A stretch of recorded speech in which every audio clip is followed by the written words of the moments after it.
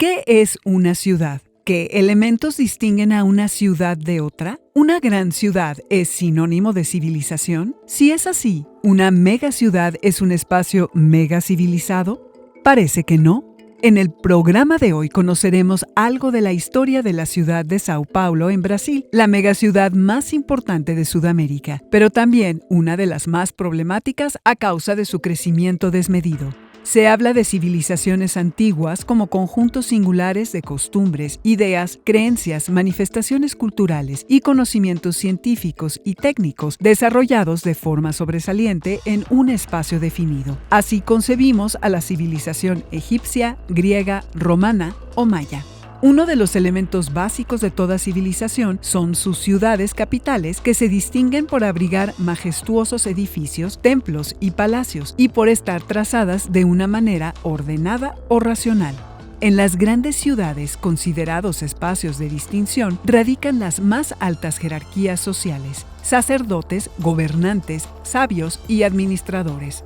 En el caso de las ciudades modernas, se piensa que entre mayor sea el espacio ocupado y su población mayor será su capacidad de producción y sus habitantes gozarán de mayor libertad y prosperidad. Tendrán a su alcance todo tipo de mercancías, las locales, las regionales y también las procedentes de tierras lejanas. Las ciudades han sufrido muchas transformaciones a lo largo de la historia. Una de las mayores se registró en el siglo pasado con el gran éxodo y asentamiento de población rural en ellas. ¿Por qué tal transformación? Algunos urbanistas, los especialistas en el estudio y la planificación de las ciudades, piensan que en el siglo XX la explosión demográfica por la llegada de gente del campo a las ciudades invirtió el proceso y, en lugar de que los campesinos se urbanizaran, los citadinos se ruralizaron. Esto no quiere decir que las ciudades se impusieran los usos y las costumbres rurales, sino que a las ciudades las empezaron a caracterizar problemas nuevos, antes no vistos, como la formación de clanes o familias solidarias dispuestas a todo con tal de sobrevivir. Debido al aumento de población en busca de una mejor calidad de vida, algunas grandes ciudades se convirtieron en megaciudades. Se diferenciaron por su elevado número de habitantes. Para que una ciudad pueda ser considerada megaciudad, debe contar más de 10 millones de habitantes. Estos no necesariamente viven en el corazón de la ciudad, también ocupan la zona metropolitana y toda la periferia. Nueva York fue la primera megaciudad moderna. Recibió este título al superar la marca de los 10 millones de habitantes en 1936. En esa época, las ciudades se ubicaban en zonas tradicionalmente desarrolladas y conservaban las reglas de edificación establecidas por los urbanistas. Son los casos de Londres, Tokio y París. Sin embargo, en estas últimas décadas, al final del siglo XX y lo que va del XXI, las ciudades han crecido en forma caótica. Es decir, han dejado de ser el resultado de una planeación urbana racional. Casi el 70% de las megaciudades actuales se encuentra en el continente asiático como consecuencia de su urbanización acelerada: Tokio, Mumbai, Delhi, Shanghái. Por lo general, las megaciudades son protagonistas de la economía global.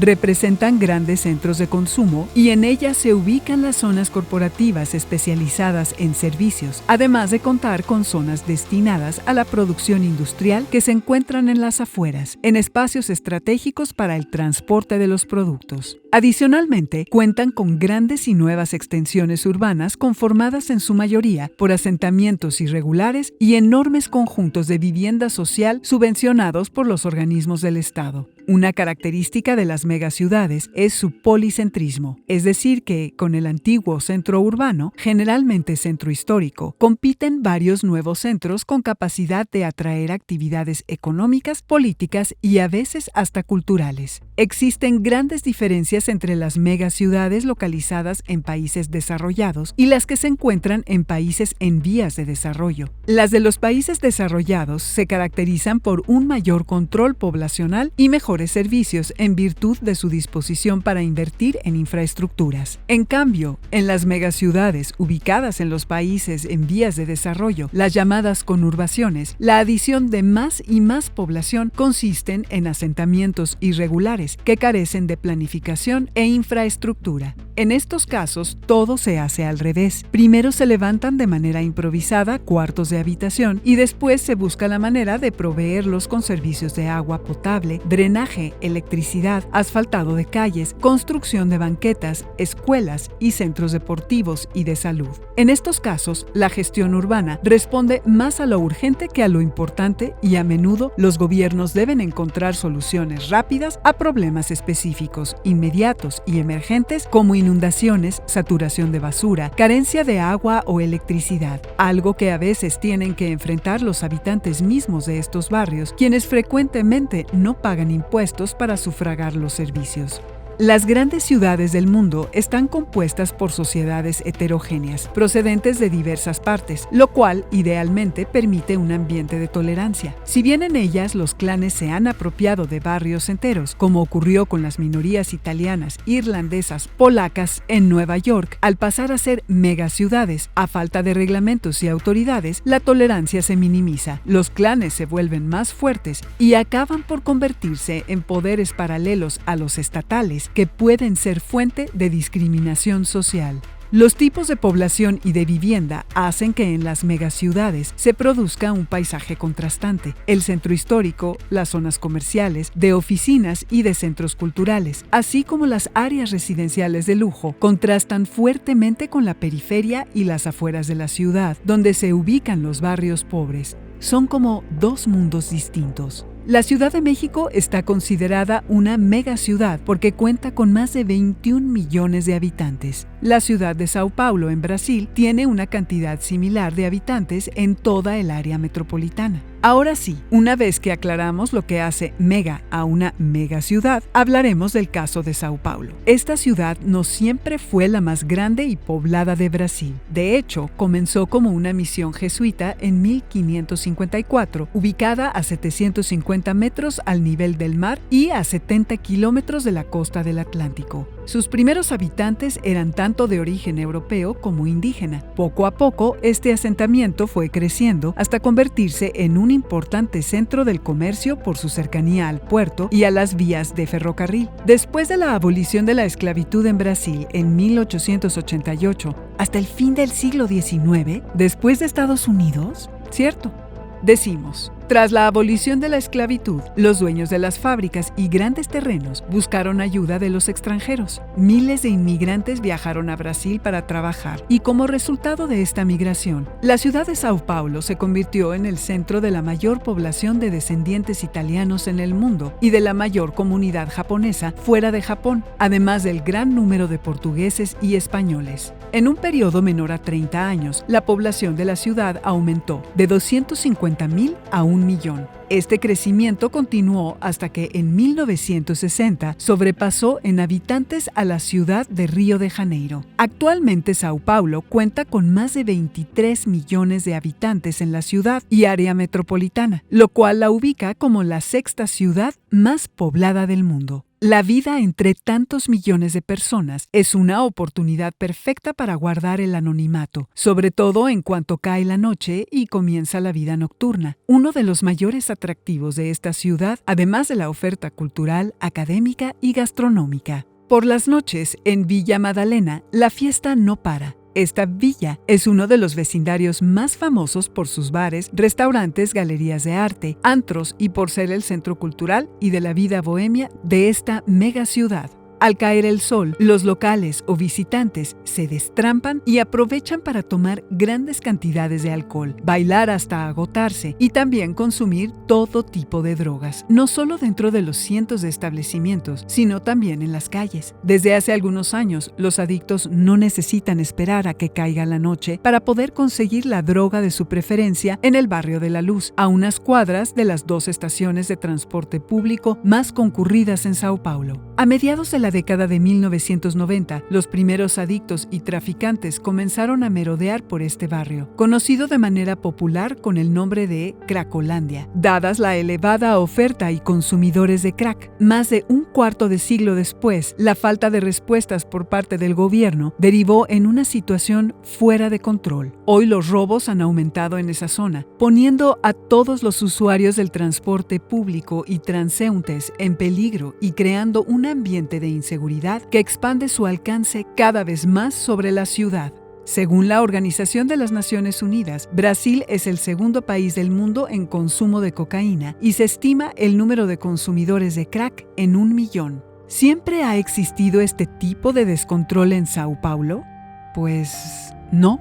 La intensidad de la vida nocturna es un hecho asociado a los cambios culturales y políticos del siglo XX. ¿Qué pasa en la vida de la gente durante el día para que estén esperando con ansias las noches del viernes y el sábado? La ciudad moderna del siglo XXI ofrece una gran variedad de distracciones para todo tipo de clases sociales, de personalidades, de nacionalidades o procedencias étnicas. Sin embargo, su rasgo central es que durante el día domina la prisa, el nerviosismo, el estrés, el trabajo, la seriedad, los deberes, la disciplina y el orden. Y tanta tensión acumulada parece explotar en la noche con la música a todo volumen y las luces artificiales. El relax, la calma, el ocio que aparentemente proporcionan los espectáculos, la diversión, el desorden, parecen conceder el sentimiento de libertad que premia la rutina y los conflictos cotidianos que imponen las empresas vinculadas al capitalismo industrial y financiero. Las ciudades, pero sobre todo las megaciudades, son espacios de transgresión momentánea, temporal, ya que la realidad del dinero que hace girar al mundo no desaparece, al contrario, se impone. En este sentido, la vida nocturna de las ciudades también es el escenario del comercio y el engaño. En bares, restaurantes y antros de mala muerte circula por igual el dinero bien y mal habido. Las drogas y la diversión rigen las noches de antro, pero la supuesta liberación nocturna es en realidad un sueño que nunca se cumple. Veamos la vida nocturna desde la perspectiva de los distribuidores de narcóticos. Estos distribuidores estudian los deseos de sus clientes y buscan satisfacerlos.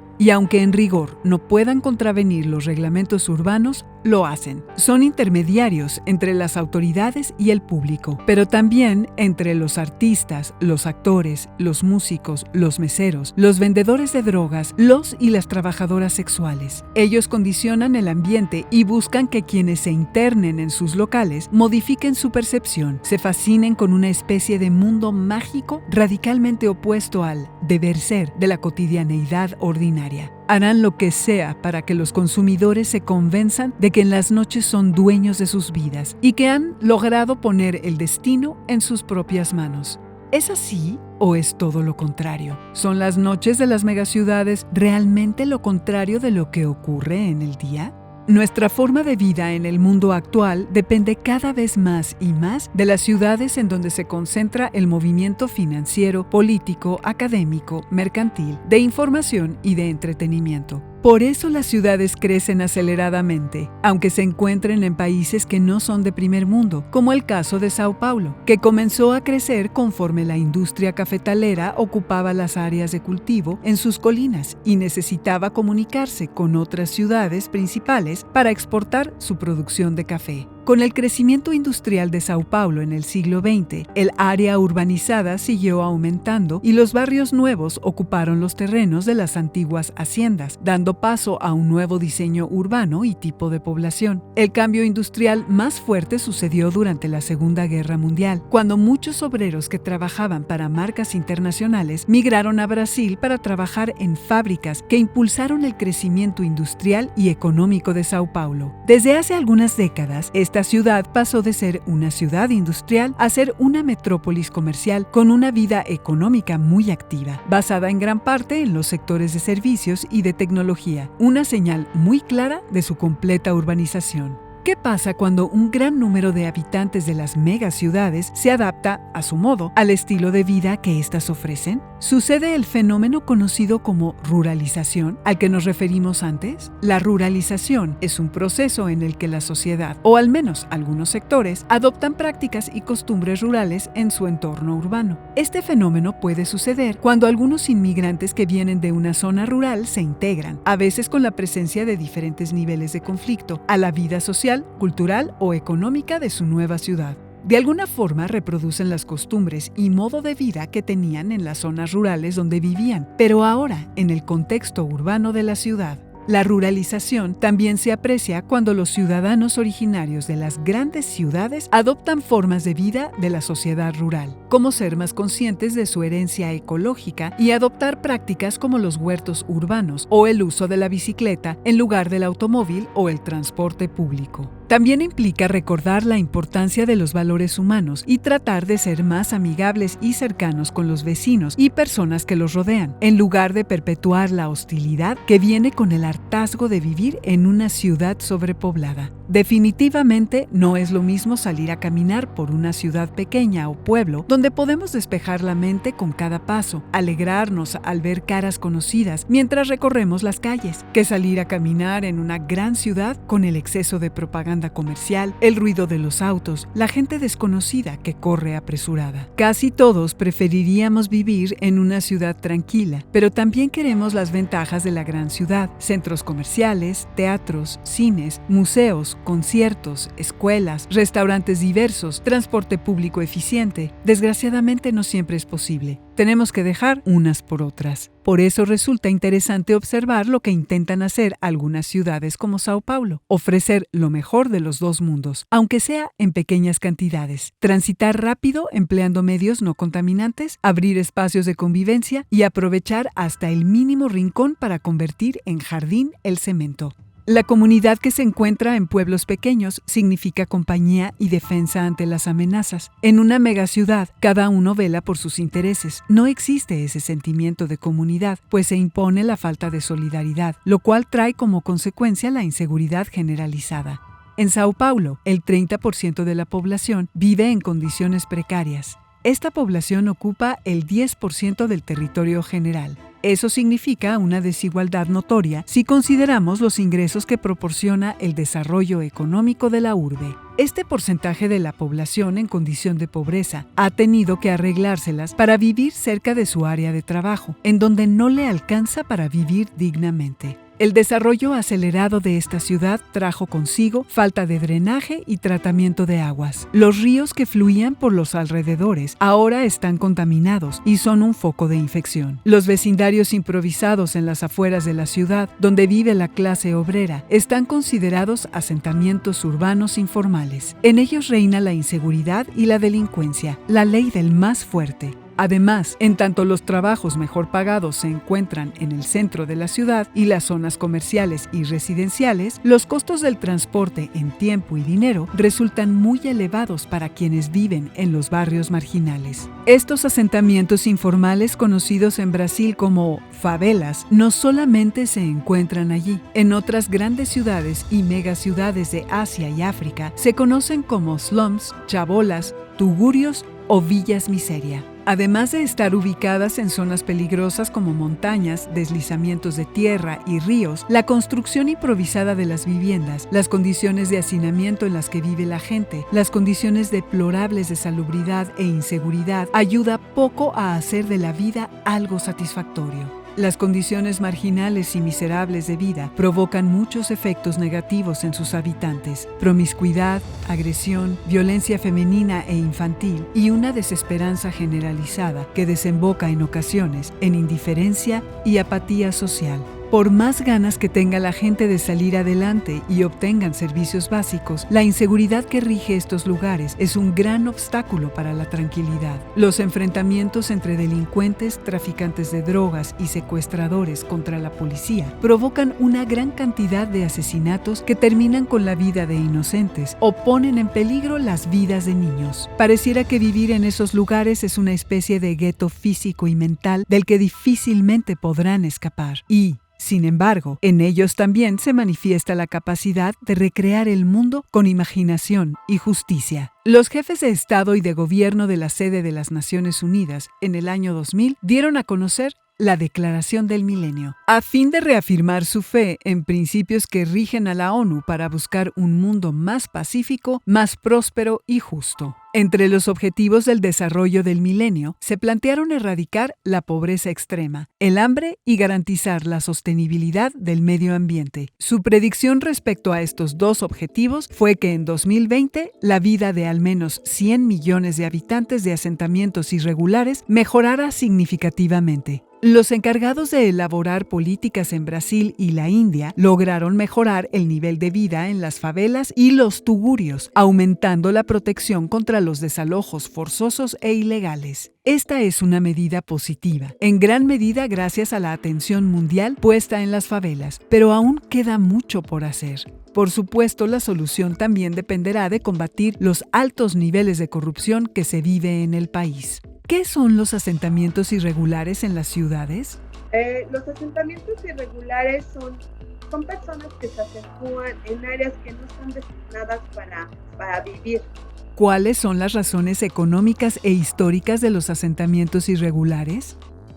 Bueno, ante la concentración de las ciudades, los alrededores se genera, la población quiere estar más concentrada en un área para efectos de trabajo, de los servicios y demás. Y entonces pues ellos se acentúan, como ya está muy concentrado el área, además que la situación económica ahora sí que afecta la cuestión de que no pudieran tener una vivienda digna, pues se acentúan en estos lugares cercanos.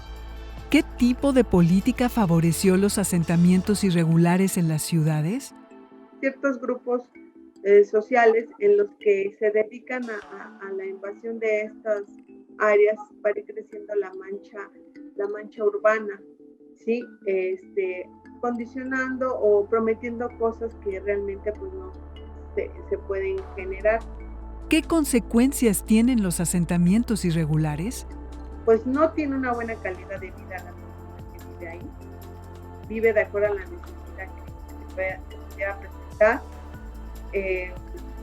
Se menciona que estas áreas pueden ser generadas a lo mejor focos de delincuencia o que la gente estas personas se vayan ahí, ¿no? Ante la necesidad y para generar ahí, crean un grupo de choque, para entre ellos no protegerse ante una cuestión de querer sacarte.